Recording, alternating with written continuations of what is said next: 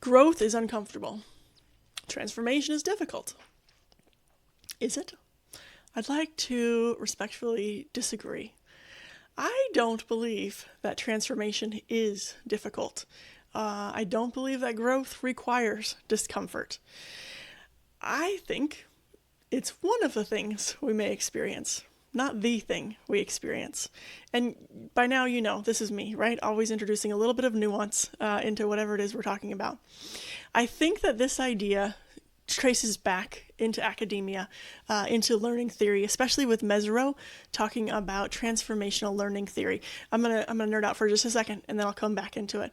Mezirow talks about discomfort in learning. If you get into the text and you read what he says, he's talking about a cognitive dissonance that some people can experience when they are learning something new, when they are realizing that what they are now learning doesn't match with what they assumed to be true before, how they behaved before, and that can cause a dissonance that can be uncomfortable for some people. Keywords, some people. Also that he's talking about, it's a mental process.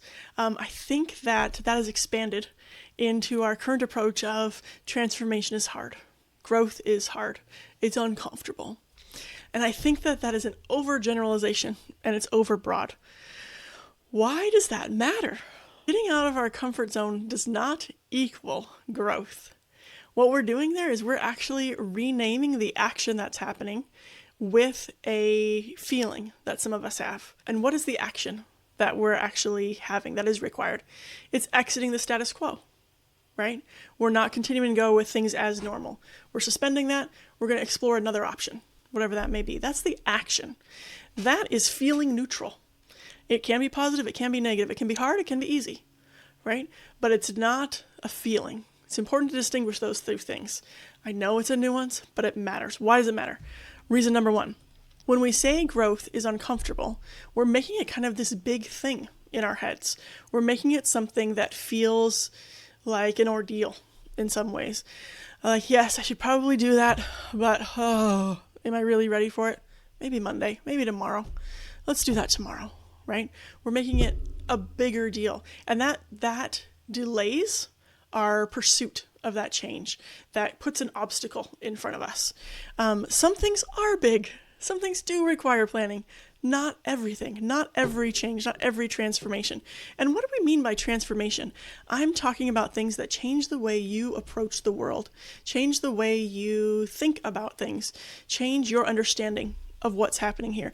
This can be a group experience, this can be an individual experience, but somehow you are changed as a result of it.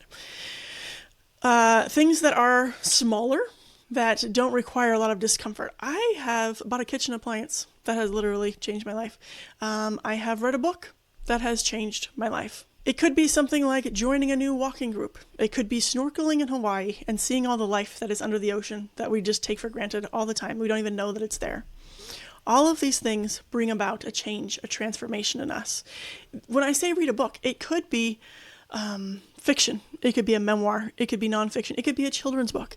Anything that has changed the way that you view how life works, how you interact with it, what is good, what is bad, what is the way that you want to live. I said a kitchen appliance. I can hear you saying now, really? A kitchen appliance was transformational? Yes, it was. It changed the way I interacted with food for years and years. It changed my life. Another reason why this matters, I think it can make us less curious. We're not necessarily looking for change in the everyday, and we don't notice it. We don't see that transformation that we're experiencing. And tied on to that, we may not notice the growth that we're experiencing because we think, oh no, that's just big. That just comes from big experiences, difficult, challenging experiences.